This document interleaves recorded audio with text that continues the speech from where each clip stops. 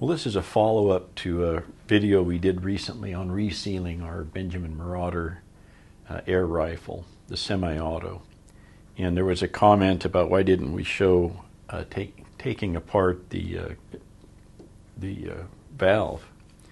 And the reason is because it took me a long time, and I had to struggle with it, and I wrestled with that doggone valve, and finally ended up making a fixture that I'll show you here in just a minute to help out, and it did make it easier, and we were able to get it apart. But one of our viewers commented on that and said, "Well, let's, why didn't you show that?" But that's why, because it was a very lengthy process. And I'm not going to show you now because I would have to tear that rifle apart again, and I don't want to do that. And I don't want to take the valve apart again. So that's just how it is. I don't want to do it. But I can show you on a pretend valve here. This is off of a 397 valve, I think, Benjamin. And so we're going to pretend that this spring is held in there with a cap and a snap ring, okay?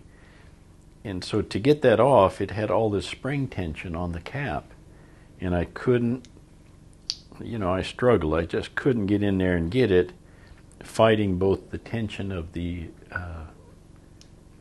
circlip itself, the snap ring, but you're also fighting the pressure of this spring here pushing against it. So it was just too much for me. So what I did is I made this, and it doesn't have to look like this. It can be, just about anything, as long as you can put pressure on the spring at the same time you're using your pliers to get to the snap ring. So that's how we did it, and we didn't want this to be, pushed down on the valve stem. That puts even more pressure on the spring. So we got a nut, just a regular old nut. Set it in there like that. Okay, and then this is too long. So the spring's too long, but if it wasn't, basically we put it in the vise like this, tightened up the vise so that it was putting pressure on the spring. The spring then stops putting tension on the snap ring, and then you can reach in there and get it out a lot easier. It still took a little fiddling, but it wasn't too bad. And I do have video here of putting the snap ring back on, so you can see how it worked. But anyway, that was it. That's how we did it. It's no secret. It's no great issue of technique. It's just get her done. Okay, well, that's it. I hope this was helpful to somebody. Like I say, it's not a trade secret or anything. It's just you do the best you can with what you got.